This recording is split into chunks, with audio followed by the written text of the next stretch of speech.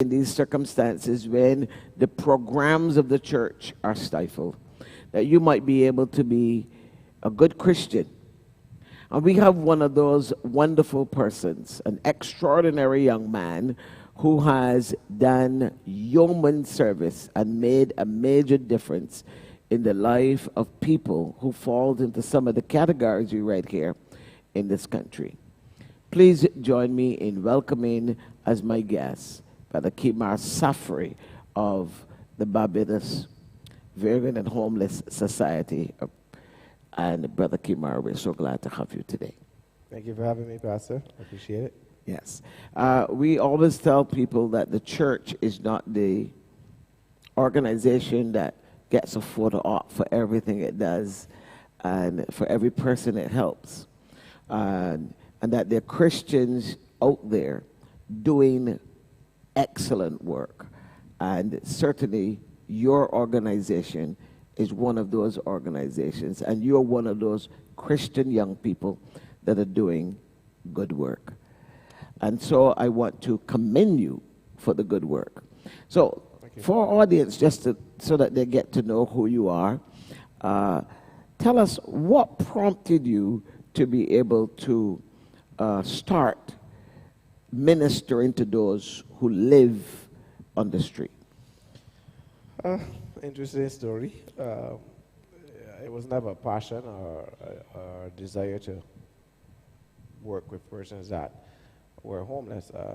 Oftentimes, say when I was going to school, I did the things the boys would do. You know, made them do push-ups for dollars and shove money in the wharf, let them dive off. So I kind of, did the stupid things we would all do as young people. I think what had me though when I was going to school, even though I was doing such, I think, in the midst of your body is still feeling, if you're still feeling something, and I think what I looked at was the fact that when the government had blocked off the Treasury building, and there were homeless that would sleep underneath the Treasury, and they think, if I stand corrected, but it was like over $1 million or just close to $1 million to put a barrier around the whole central bank. And it was, and then when they said, around the whole Treasury building, they said it was to stop the homeless from sleeping on the compound. And I was like, but if you took that money and invested that money into somewhere that they can sleep safe, then you would never have to worry about them sleeping at Treasury. And as I said, in the midst of me still, at that time doing foolishness, I could have still see that that was foolishness as well. And I just left it there, went on about my life. You would still see articles after articles about the homeless. Went on about my life the same way, and it just became a thought or never became an action. And when I became a Christian, there was an altar call in Bridgetown. I was invited to Donnie McClurkin's with Andrea Harris. She put on a crusade in town, and Donnie McClurkin did an altar call. I was with a friend, and I was like, yeah, let me go and give your life to God. And he was like, nah, I get it. And I was like, come on, let's go. And he continuously refused. And at that time, I really didn't care if he wanted to give your life to God. I just didn't want to look like an idiot walking down by myself. But I went down. And I remember turning around from him, and when I turned my back on him to head down, it was like this complete darkness, like real dark, and in front of me was so much light. But that light, I had to cover my eyes just to see. I don't think I actually ever saw my way to the altar, but I tried to turn around several times, but every time I turned around, I could not find my way back either. So I just went to the altar. When I get to the altar, it was in front of everybody. Felt like an idiot. Wanted to step back. Couldn't move. Something just kept me there, like grounded.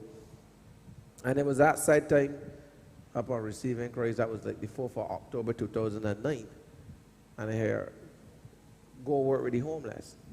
As newborns, we kind of got the zeal and the passion that God could use us to walk across water at that time. Probably when we get late season, it's be a little different. Oh, yes. And I just went quickly things that I did not know what to do, like doors became open, Right. and I went, and by the 19th of that said month, said year, the Barbados Vagrants and Homeless Society was a registered charity. And as I said, I had no knowledge. I had no lawyer wrote the Constitution. I wrote it myself, and I didn't even have background on writing anything. I just had the ability to do everything I needed to do to have the charity open, and it was successfully opened just a couple of days after receiving Christ. And that is how, to this day, I've actually gotten into. That's interesting. I'm so glad you mentioned that because people may not get the opportunity to sit with you the way I can, or to hear your testimony. But I was a part of that outreach. As a matter of fact, it was about less than a year returning from the United States, and I heard about this program that was going to be held. I had met Donnie McClurkin several times in the U.S. at the church where we went to. And I joined forces with Andrea Harris, Women of, of Excellence. And I jumped in there and tried to help because I figured First Baptist Church is right in the city. And if they're going to do something of that magnitude in the city, there's no way we should not be involved, right in our backyard. So I was there. We helped to map out how people would respond, and it's excellent to hear that you responded to that altar call. Donnie McClurkin himself was very impacting. I mean, he was very, very open, very transparent. He talked about how he was abused as a child by his uncle, how it led him into a life of homosexuality, and as a result of his accepting Christ, that brought him out of that lifestyle, and now he became this international gospel singer. And he really made a very impassioned plea for people who may have been caught in that lifestyle or any other lifestyle to come out. So it was amazing that persons like yourself and others can trace back their beginning in Christianity that way. And God laid that on your heart. That's great. Yeah. That's great. So how many years you have been operating now as BVHS? Operated 10 years flat as 10 the years. Barbados Vagrants and Homeless Society. We recently changed our name just over a year ago. We're going into our 11th anniversary this month because it's October. So October the 19th will be 11 years. And our new name is the Barbados Alliance to End Homelessness. Okay. So we actually change. We look at the cause and we wanted people to, I figured that when I was given the name, God always tell me, call things as they are. Okay. And I oftentimes was questioning why the Barbados Vagrants and Homeless Society. And I often tell people straight, why the Cancer Society? Why the AIDS Foundation? They look at their cause, we look at our cause. Because at that time, homeless persons were scoffed at. You would see a homeless person coming on this side of the street, you run across on that because your perception is as a madman, your perception that, I don't know, if you walk past a homeless person, you automatically become homeless. So the name came that they could identify us, not that the public could identify us. That those that we as society call vagrants or those that we as society call homeless, they identify that there was a society or an organization there to work on their behalf. And when 10 years came, God said, look, you've been an advocate for the homeless. You should take time to rebrand. I wasn't for it, but he took me all the way to, I think it was LA, literally, for an organization much bigger than mine. And that whole seminar was about rebranding, and they themselves rebranded. And I said, well, I understand. And they came back and I rebranded at the same time as well. Okay. I speak to the ending of the homelessness now rather than the cause itself. I see.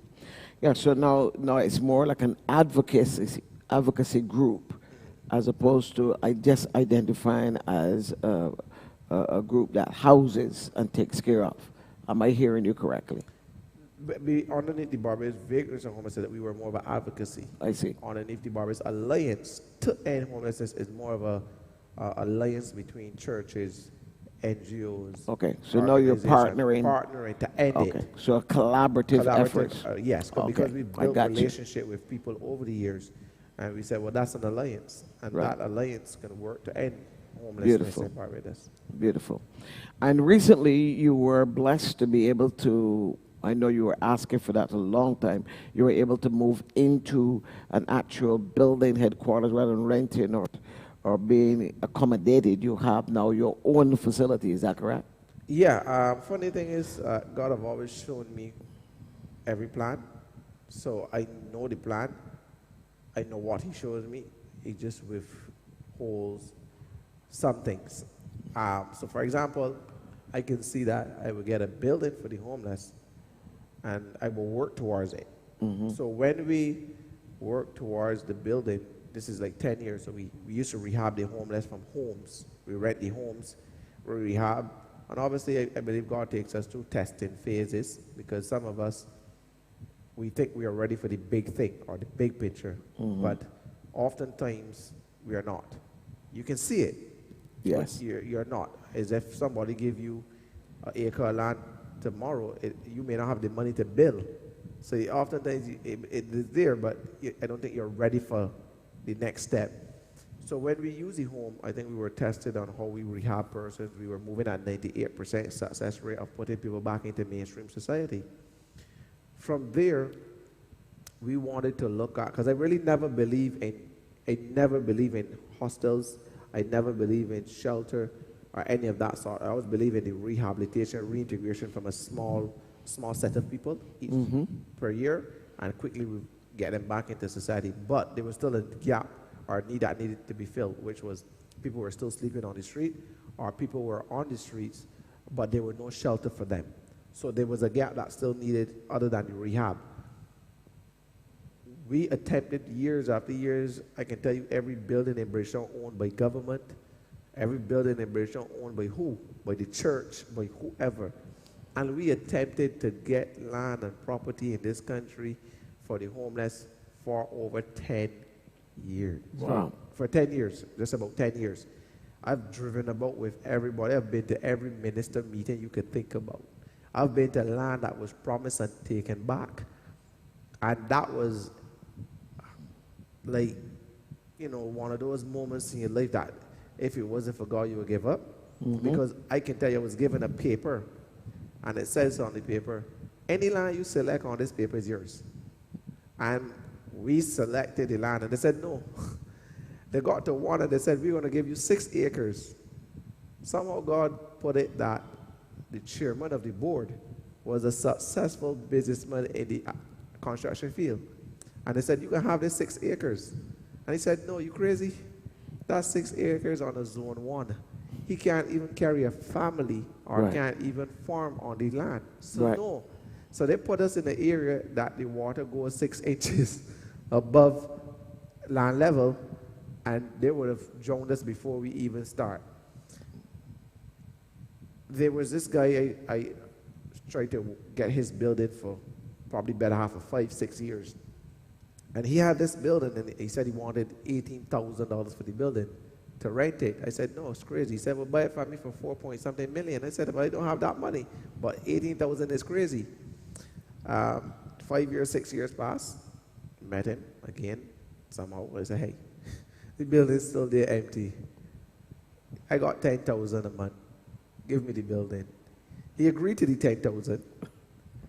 And when he agreed to the 10,000,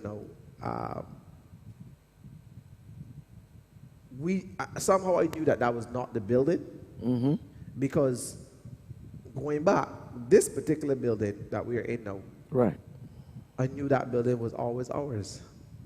You had that conviction. I had that conviction. I even went to church, and it was prophesied that you got a building downtown. You go downtown and claim it. Just drive past, and every time you drive past, claim it. Every time I drove past, I claim it. But I never took the step, other than with the real estate agent, to look at the building. And I did not believe, based on the stories I was hearing of the building, I would ever get the building. So I said, forget it. Just let me go to the other building. And I proposed the 10,000, and I signed the contract with the guy. But it took a hurricane You know, they said our storm better. You know, some hurricanes bad and good because some of us can ride it out, some of us cannot. And you never know what God is doing. So on any hurricane, any storm, we saw a video being shared of a jet ski down inside the building, just moving out and flooding. So I went to the building after seeing the video, and Yes. I saw water levels so high in the building. And I mean, this is a building that has no cracks or creeks. There's no way water should have gotten in that building. No way. But the building had so much water, and all the windows, that because it's an AC building, so you know it's well padded, full of glass. Water somehow got into every floor. Damaged the Every building. floor. Every floor, damaged the building extensively. I said to the guy, can't take the building. Because if the homeless were in there and that had happened, Well, I'd be you in got trouble. tragedy. Now, I said, well, look, I wonder if the same thing that I just pitched to him, if I could go pitch it to the owners of this building. So I go into this building now, the bank owned the building, and I said, I'm going to go now try to find out what's going on, because the real estate agent did not tell us who owned the building. The building was on the market for $2.4 million, but every year or every 2 years it dropped by 800,000 to $1 million and all of that. It came down to $1 million now. Wow. And I went to the bank and I said, hey, I would like the building. I have $10,000 a month. My sponsors are willing to give. I want the building. The bank said, no problem, we'll take it. And I was like, why didn't I do this here 5-6 years ago? You know, like, why didn't I attempt at this 5-6 years ago? You ready for your hard negotiation that just fell into your And lap? my negotiation just fell into my lap. And I was like, you know, one of those moments that you're trying to figure out what next, because you were hoping for a challenge, a fight. Exactly. Exactly. I think I was hoping for too much because it did come.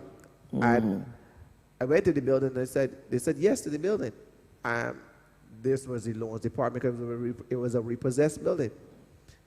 I then went to seek sponsorship to get the building retrofitted. I went to a sponsor and they said, you know, they want to hear about the building and everything, and I shared about the building. And then they called me to a second meeting. So I always think second meetings are good. The second meeting, and they said, well, we tricked you. I said, well, I don't understand. We tricked you in the first meeting. We didn't want to fund you anything. We wanted to know what was your plan for the building, because we're going to go to the bank and buy the building. So in other words, they wanted to see your plan, then to be able to cooperate and everything. use it for the same purpose. Use it for similar purposes. Ah, boy. Because we've never been duplicated yet. Our services have never been duplicated. Right. When they said, so I said, well, so why call me back if you have all the money, because they're millionaires, multi-millionaires. They said, we sent the bank the $1 million for the building, because that was the cost of the building. No. Right. But the bank sent us back and said that their conversation, the building is for Kimar Safri. Now bear in mind, I never signed anything with the bank at that time. I was in conversation. They said yesterday, taking the money, but there was no contract or anything prepared, and it was a repossessed building. And we all know with a repossessed building, or anything repossessed, the bank will quickly sell. Yes. But the bank didn't take it. And the person said that, no, the building is for Kimar. And they thought now that they could have worked with me now to say, okay, we'll give you the first floor. Never have to pay rent for life. Give us the 2 top floors. I said, no, I want the whole building. They said, okay, we'll give you the first and second floor, and we'll keep the third floor. I said, no, I want all. They said, well, don't ever call us again for money, or don't ever come back to us. I said, fine, that's good with me. And we went. And somehow the person that said no to them resigned from the bank the very next day. Oh, dear. And then when I got another call saying, we are not going to give you this is not what I signed. I actually signed a contract, was waiting for the heads to sign. And they said, we're not going to give you the building anymore because we don't think you can maintain the building. Because they have a 3-year contract, and in 3 years, I'm supposed to purchase the building. Correct. I said to the person, don't worry about it. If I can't maintain a contract at any time, I will humbly go. but I signed the contract with you. Let me work through this contract. At least work out the terms of the Correct. first term of the contract. The person said, but you are too powerful of an organization, this is their words, for us to make homeless. So now that's going to give bad publicity if they have to put you out. I said, well, if you think that I am powerful in 3 years' time, that if you had to put me out, you think it's bad publicity, how powerful do you think I am now to give you bad publicity? Right? They said, we'll get back to you in a week's time if we are going to give you the building. If I had that conversation Monday, by Wednesday they called me and tell me the contract signed. The person that commissioned it, that helped push it, resigned the very next day. My goodness. All of these persons were Christians that were in these positions. Really? Yeah, because I actually invited them to the launch. And they were all devoted Christians. Not in any high positions within the bank. They were all workers of the bank that made. But at least you would have expected that they would have supported you. I expected and push. But I did not know who they were, because only after I think one or two, either both of them resigned, or both of them went into retirement. It's like God kept them just for that moment, because they left right after. They didn't stay there, not in the bank today. And I found out one was a pastor and the other was a devoted Christian. Oh, man. Well, it only shows that God many times put us through test to see your commitment, your resolve, to see where direction is going. Just a couple of weeks ago, was sharing that right here. We're studying prayer here at the church. And we said that God said, I brought you here, this bitter place where there's bitter water, to see what you will do. Right. Are you going to turn to me, or how are you going to react? Right. And I think God many times puts us in those positions because, like you said, moving to the next level. Are you going to have the capacity? Are you going to have the power? Are you going to have the ability to move to the next level? And you really don't gain those kinds of muscles unless you go through the stress of having to lift where you are. Yeah. And I said those things for me was because you're not seeing operation in the back. Only when those persons came and said, hey, when we started to put a lot of work, because mind you, the first building would have only been able to house 30 people. And this building now houses 90 people. You understand? So obviously, it goes 3 times as much. That, yes, I told you earlier that God gave me a vision, but he doesn't give you the whole of the details. And right. When we started to work on the building and started to raise funds for the building, the said funder that said, don't come back to me, called me and said, how much do you need? How can we help? Yes, that's fantastic. And they came in and they gave money and they supported. Beautiful. And it just goes to show the power, because even so, the things that happened, we said, okay, we're going to do it on our birthday, which would have made us 10 years. Right. And we did it this Sunday, because our birthday was the 19th. We went to this Sunday. We blocked off the whole of Spice Street. It was the first time they said in Barbados that we had more than 7 ministers seated in one event, including the Chief Justice at the time. And we had that, but in order to get there, we had to get so much things from overseas. Our beds are manufactured overseas. Our mattresses are manufactured overseas. But everything had to come in time. That's quite a challenge for a 90-bed facility. 90 beds. So everything. So when we got things, we got everything coming on time. Shipments messed up. More money here, more money there. But things happened. When we got our container from the port, our container was a 40-foot container. Oh, yeah, that's quite a big fella. And we had to, the port, at that time, we were getting challenged to get it out. And we would have reached out to the chairman of the port, and she helped us. And we were able to get our stuff out of the port. We didn't have anywhere to put the 40-foot container, so we called the Army and tell them, hey, we stored it for you. And the Army kept it. You were seeing for 2 days, Army trucks through the whole of here, the biggest Army truck, the one the Chinese donated, and soldiers.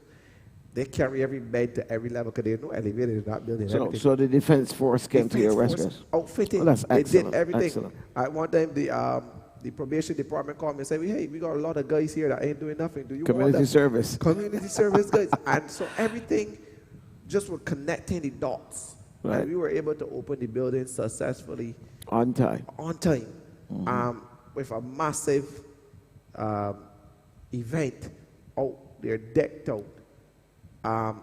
Hundreds of thousands of dollars in donations to get the building ready, and people were just donating services, donating, and That's we got right, it. yeah. And so God worked out things in a way that the building we have, and I told my staff this: God don't bring you high to bring you low.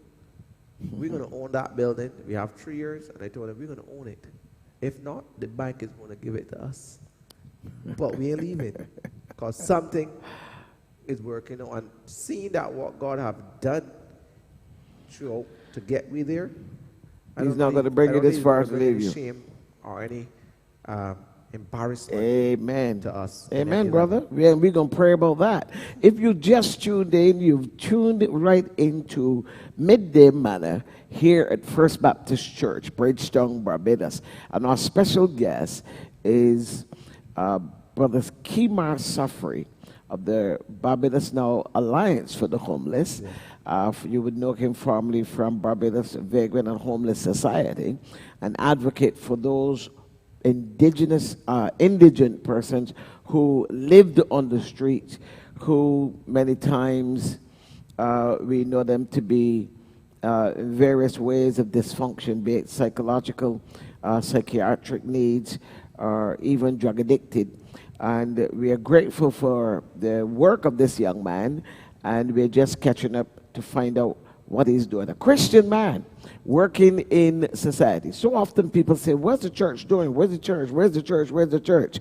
But they do not see where the church is functioning in various ways without the trumpets and without the fanfare.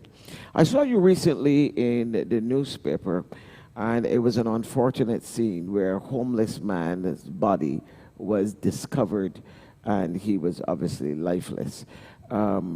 How often does this happen in the city, and what part are you called to play on such circumstances? One death with a homeless person is always a lot, because in a lot of the cases, these persons are passing and without family, without love. You know, some people pass away around loved ones, and that may make you feel more comfortable, you know, going on.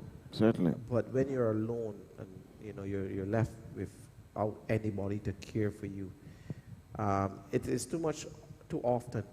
I've been to, you know, the funny thing is the last one that you saw in the paper, I would have went to that guy the day before, just around 12 o'clock. And I said to him, hey, the other homeless came to me and said, come to you, because you've been here for a couple of days. He responded to me. I said, can I call the ambulance? Can I get you help? He said, no. And he lay there in the position in the hot sun on a pavement that obviously we know for those who take off their shoes and walk barefooted. Yeah. It was hot. He turned so black in that position. I only knew he was there probably 6 or 7 days later when the rest came to me and told me. And he said, no, I don't want no help. But in a moment, I knew that he gave up on life. I see. He gave up on life because he didn't want the ambulance. The ambulance came before he refused. He didn't eat any of the food that was around him. He didn't even drink any of the water. All of us, when the sun is hot, we try to shade. Of course. He laid, because even with me going across, it was like this. The sun was hot. He laid in the sun. He could have gone up 10 feet more. He would have been in the shade. Because if you know Independence Square, there's that gazebo. All he had to do is shift his body 10 feet up. He would have been in the shade. He was directly in the sun. I went and visited him at 12 o'clock, spent about 5-10 minutes. And by 7 o'clock the next morning, I got a call from the police saying, guy found, can you identify his body? And because we have a large database, face and IDs and everything of these guys on the streets. We're the best body to identify any homeless person. Oh, And that's they went, interesting. and he was gone dead on the spot. Wow. That I visited him and others visited him on. And I can tell you that without a shadow of a doubt, that he gave up on life. It certainly sounds like it, and it's very easy for that to happen. I remember, well, as you know, we're in the city here ourselves, and Yeah. several people come to our door for all kinds of assistance, and we help. We can't always give them what they want, but we definitely try to give them what they need. Yeah. And I remember one man in particular. He sort of initiated me into this. I mean, and I asked him, well, how did you get in this situation? What happened? He told me that he was a very skilled shoemaker, repaired shoes. He had a little shop, little kiosk, Fairchild Street. But he came one morning and discovered that all his stools were stolen. Someone had broken into the shop, stole all his stools, and it just shattered him. He went to pieces. You know, there may obviously have been latent issues, prior issues, other disappointments, other reasons why he fell into that state of depression. But he was so depressed. You know, when a man loses his job, I'm sure you know from dealing with him, when he loses his ability to take care of himself, to be able to take care of his family, or to even be able to have significance, it's devastating.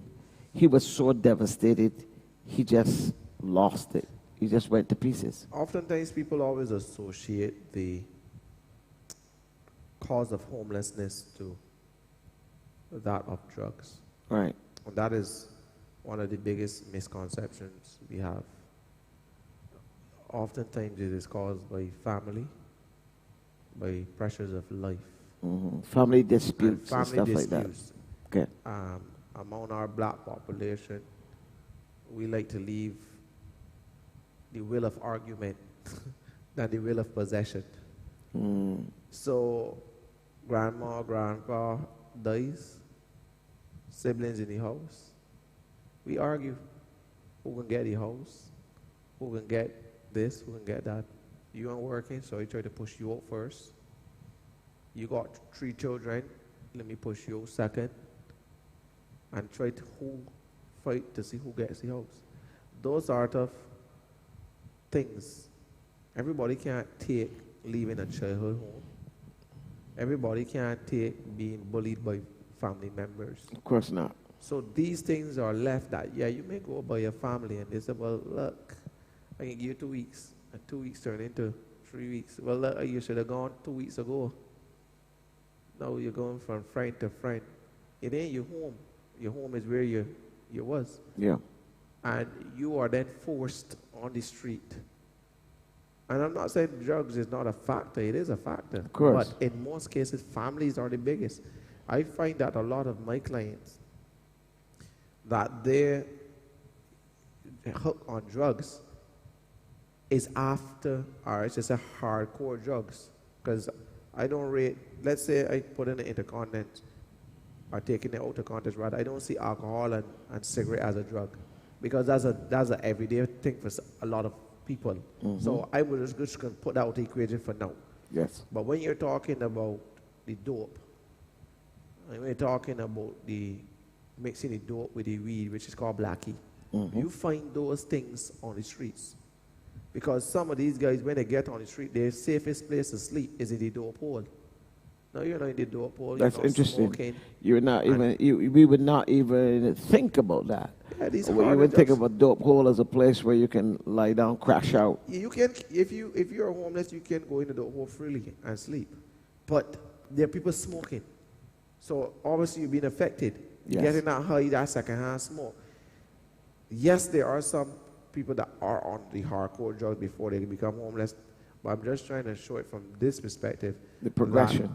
the number one cause is not what you think it is. Right. The number one cause is that of family dispute. As I said, the will of argument than the will of possession. You understand the dysfunction that in between That's the very family, the unfortunate. disputes within the family.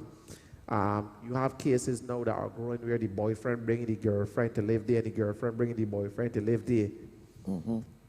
Those create argument. You're not my family. Absolutely. So when you step on my toe, just know you got to go. And you might be in love with the woman so bad, you got to go along with she.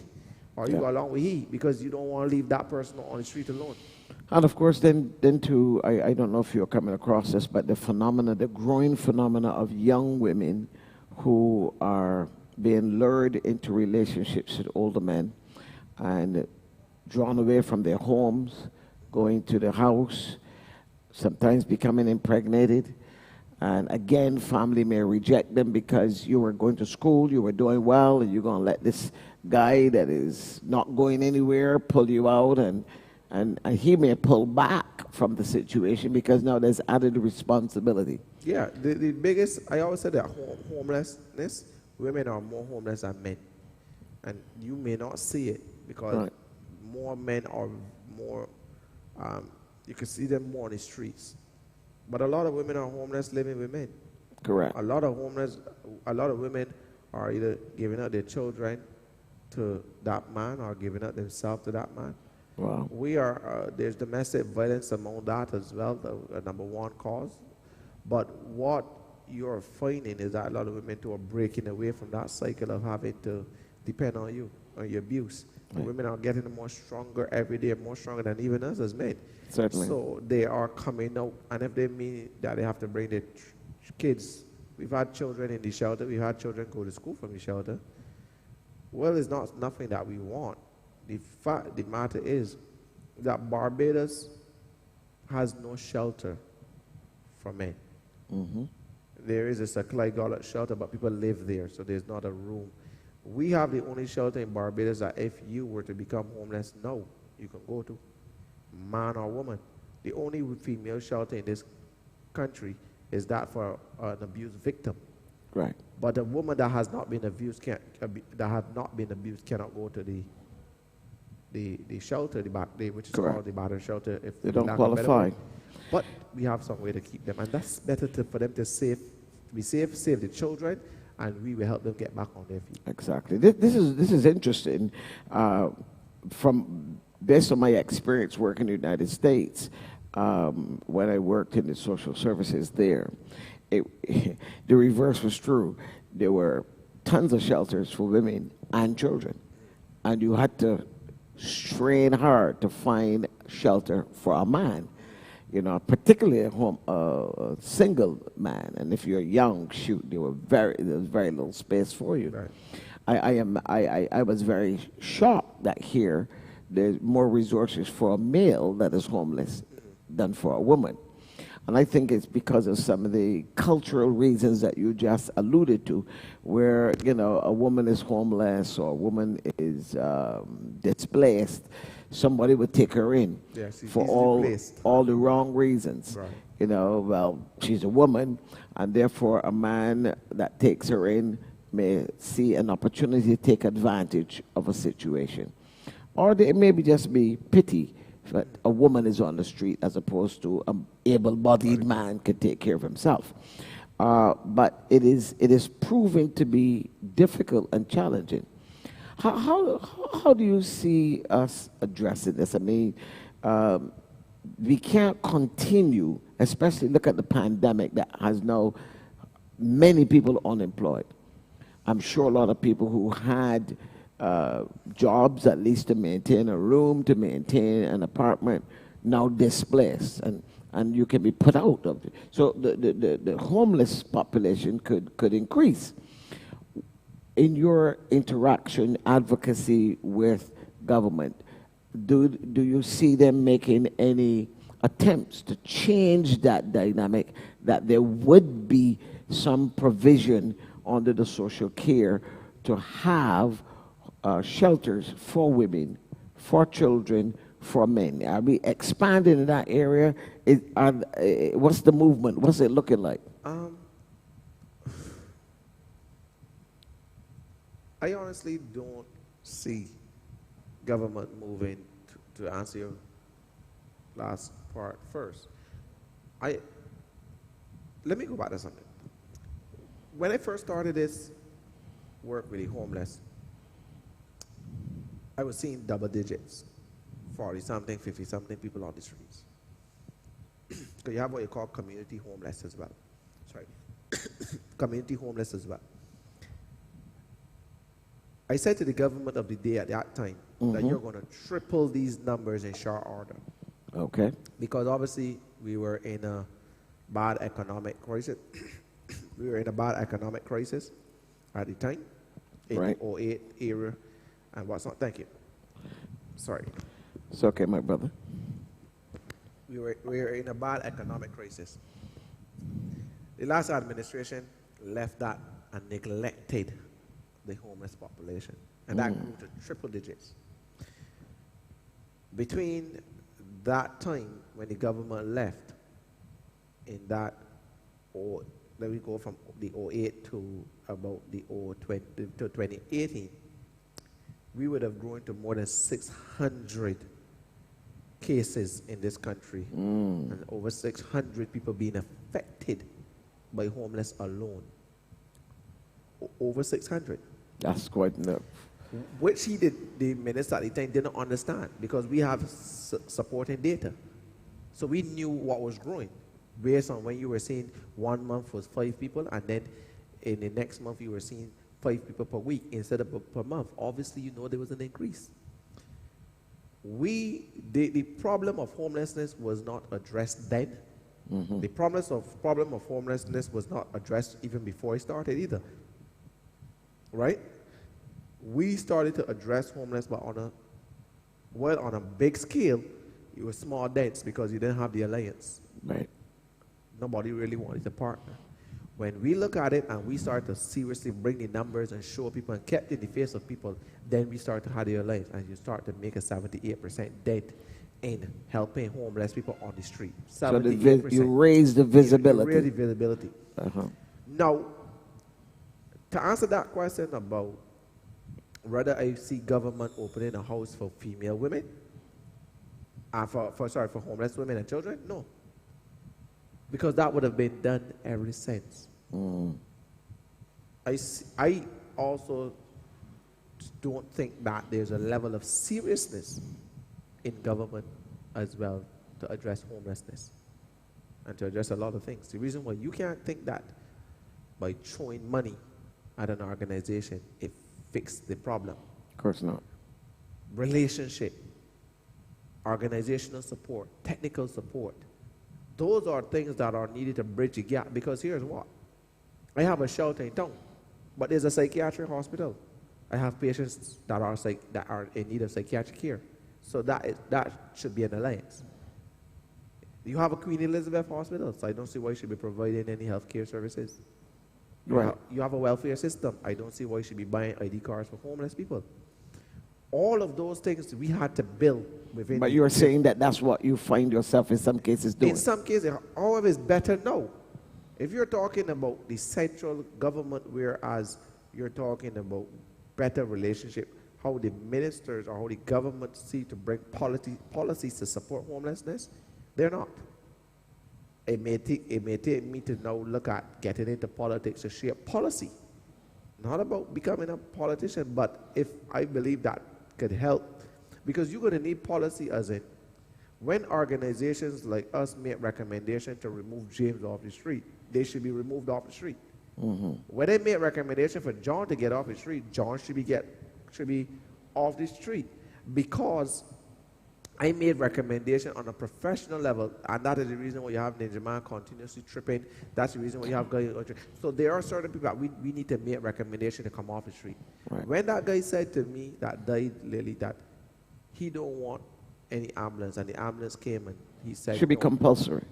Those, once recommendation is made by us or by a professional In a entity, professional capacity, then yes. even if he's supposed to be sedated or whatever, he should be moved. Because you are helping him and he's not in the right frame of mind to make a decision for himself. It's like a child. So when we have to put things that protects women from being thrown out of houses with children. Because if a woman is thrown out of the house with her child, there's nothing in the law that could say that you can come and take her children from her. Because as long as the law does not see neglect or an abuse, that child can remain on the street with a woman. Wow. You're putting no children at risk.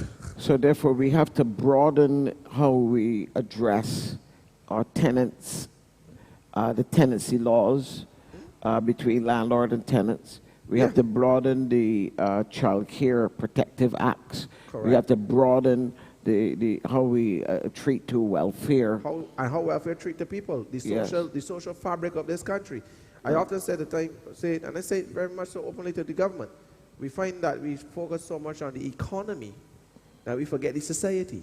And here's what. Yes, I can say to the government, go continue your focus on the economy, but provide the services and the financials and all the other things that is needed to the societal organizations, the churches, the NGOs, and let them do the work for you, because they are already on the ground. And this is exactly why we have a midday manna here, because we want to encourage Christians to see the need and to be able, like yourself, to step up and fill that gap.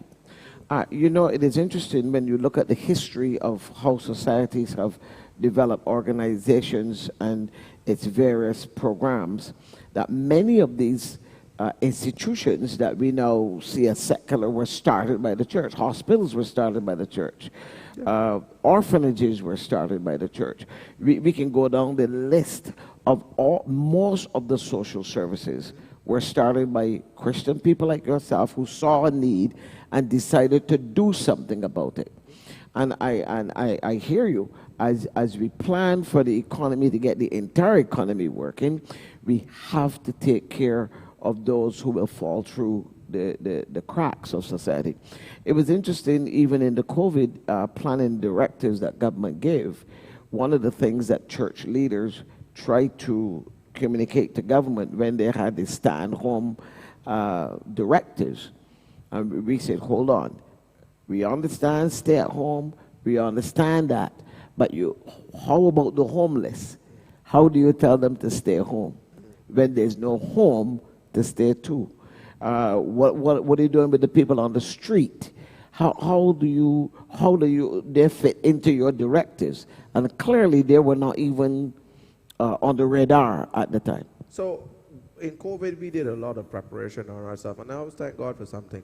I never was went to school. I went to school every day, except the days I would stay home. And went to school some of the days I would stay home. I never had the education to support a lot of what I do. Okay. And I never went to university, BCC, none of the colleges in this country. I left, went straight to work, and then went straight into business. But every day I ask God for something. Understanding, wisdom, and knowledge. Mm-hmm. When I got a grip of COVID in January, I started to put things in place. And I would thank God for that wisdom and that vision, that no one from the COVID unit called us, not even the minister. Nobody put anything in place. I heard about plans for the disability unit, a person with disability. I heard plans for people with HIV. I heard plans for all of the day nurseries and all of that. As usual, I go to a lot of high-level meetings, and there's always plans and ideas about how they can help this sector, and never the homeless. And then I have to ask myself, why invite me? You understand? Do you want the camera to just be showing I'm here? Or do you want me just to say present? Because there was nothing done. We started to put things in place. We started to buy the sanitizers, we started to buy masks, we started to buy so much. This is way before a lot of these plans went into effect. Mm-hmm. We started to come up with our 7 questions. Have you been in contact with someone that is a tourist? Have you been? All of those. We started to look at our bed placements. So in other words, you begin to have your contact tracing in place. Yeah. We were the first boy to initiate that, by the way. We started to look at our beds. Head up, head down. They're bunk beds. Head up, head down. No, but everybody don't face each other's feet.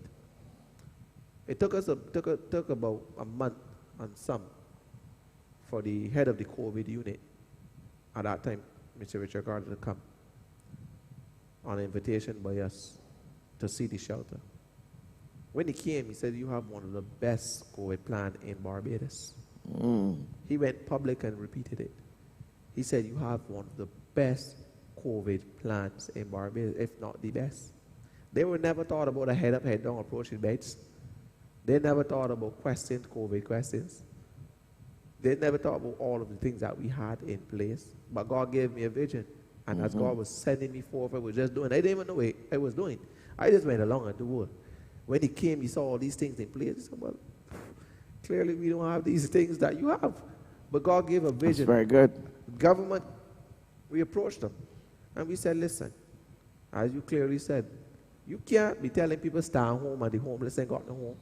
Right. Send us every homeless person you find on the streets. Bring them. Police started to come and drop off. Everybody started to drop off. And guys were forced to come to the shelter. We had over 70 men living in it. So now it was mandated. It was mandated. Right. Because we mandated it. And Right. they were forced off the street. Government, police saw them, they picked them up and bring them. I said, I asked the police, do not charge anybody because it won't look good. And I would come out against it. You cannot charge a homeless man for being homeless. But if he or she wants somewhere to stay, bring them and we will keep them. And we kept them, lived in the shelter for 60 days with us while they were on lockdown. We did all that. There were no funding from government. And what about the food? What about taking care of them in terms of food? We had we had increased staff, security around the clock. We're a very well protected building, huh? I think we're more protected than a lot of buildings in town. So we have biometrics, we have cameras, we have motion sensors in the ground, everything. That building is very much outfitted. And I like technology, so forgive me. But they came, they lived. We fed them every day, 320 meals a day, because we were feeding everybody inside and we were feeding everybody outside. All the feeding stopped. Every feeding on the street stopped. Every single feeding stopped. In other words, all the churches, individuals, everybody, people that halted. Right. We were the only body doing everything. We were driving about. When they talk about passes, we had pass to go on the road before they start issuing the passes to the phone. Because the Attorney General wrote us a pass and allowed us or anybody affiliated or any feeding group affiliated with us to be on the streets. That's very good. And we asked for that.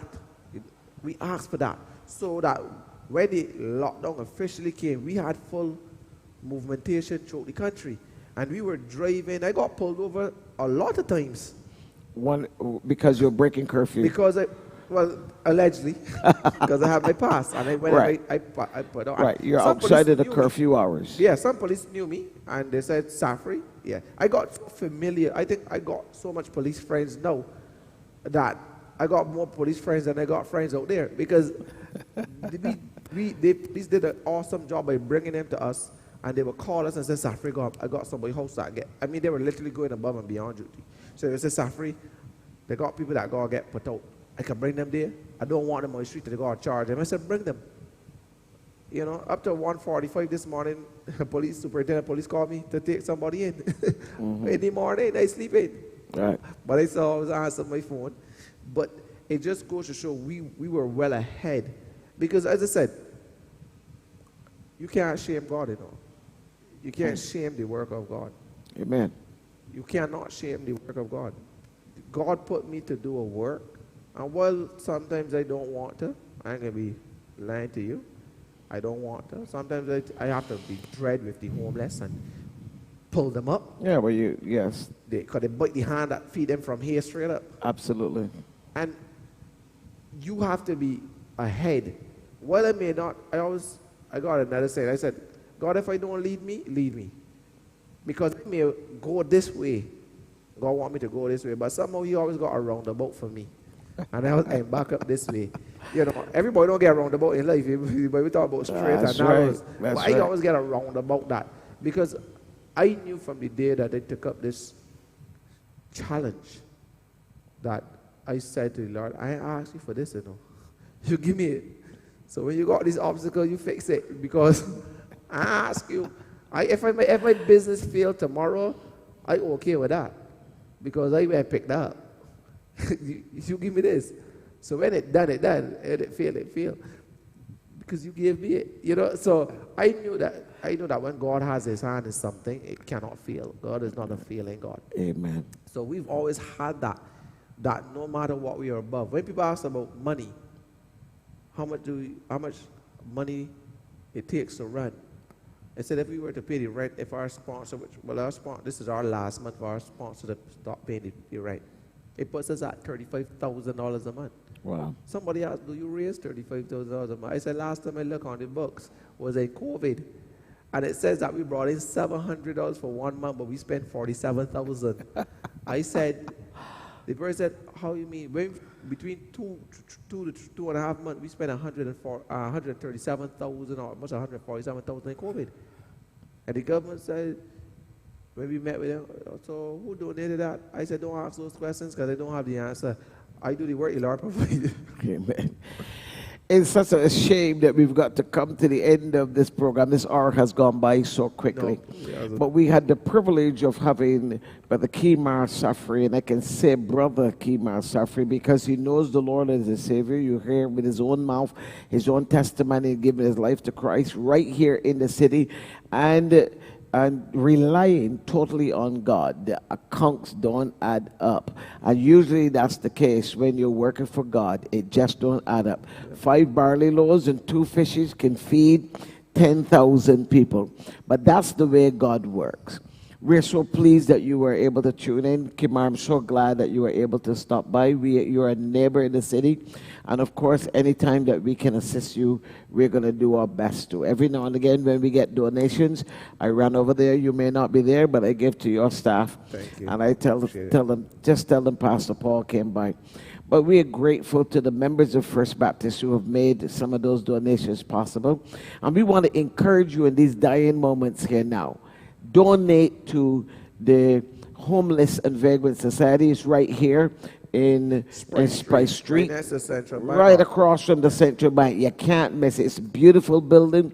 You see their logo. You pass Popular, and it's right there on your left, next to Amen Alley. You've got to be able to support them. Here's an opportunity that every Christian, whether you're a church, organization, an individual, you can certainly donate to the Barbados Homeless Alliance. You know Brother Kemar Safri will be more than willing to receive it. Is there an account that people can give money into? Yeah, funny enough, they could go to Republic Bank, Scotia Bank, or First Caribbean, any of those banks. But we've also made it easy for you. If you have the K Shepherd, if you're right, a K Shepherd card, you can donate through the app. Right. To K Shepherd, the account number is 3016. So 3016. You can use the app and you can actually donate from your K Shepherd card to our account. And we've also made it much more easier for you. You can go to any Shore Pay in Barbados. We are actually the first organization, charity that you can go to Shore Pay and give them the account number 794 or the Barbados Vagrants and Homeless Society's name. We're still using our own name for these accounts. And you can go to any Shore Pay anywhere in Barbados and say you want to donate to account 794, which is the charity number. Right. And you can give at any Shore Pay, so it's rather easy. So you got that. 794 is the account number at any Shore Pay. You can go to Republic Bank, First Caribbean, RBC. First Caribbean, Scotia, and the Republic Bank. Okay. Yeah, and or online on your K Shepherd app. Wonderful. And you'll be able to make a significant difference in the lives of people. And remember what I read. Don't go by culture. Don't go by saying these people need to get a job and they need to get a life and I'm giving the people on drugs. That's not our call. We have to do as Jesus said. We do not know the reasons why people become homeless oftentimes. But Jesus said, as much as you do for the least of these, my brethren, you do it to me. So those of you who love Jesus, who love God, who love humanity, who are willing to serve in the way this brother is serving, certainly you must give. We would love to speak with Brother Kimar again sometime. We'll be able to find out more about him. He's a married man, family, children, and see more into his life and in his ministry. But God bless you. Thank you for tuning in to Midday Manna. We are glad to broadcast to you live here from First Baptist Church, and we invite you to be a part of our ministry any Sunday morning. We stream live right here from our assembly. And now there are two other means where you can tap into our ministry. Of course, there is Discipleship Journey. You hear that every morning, 9:45 on Life 97.5. And now you can also watch The Discipler on CBC TV 2:30 every Sunday afternoon.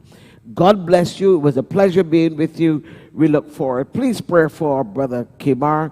Please pray that God will bless and strengthen, and that through our giving, we will be able to take care of our brothers and sisters in need. Have a wonderful day. Thank you.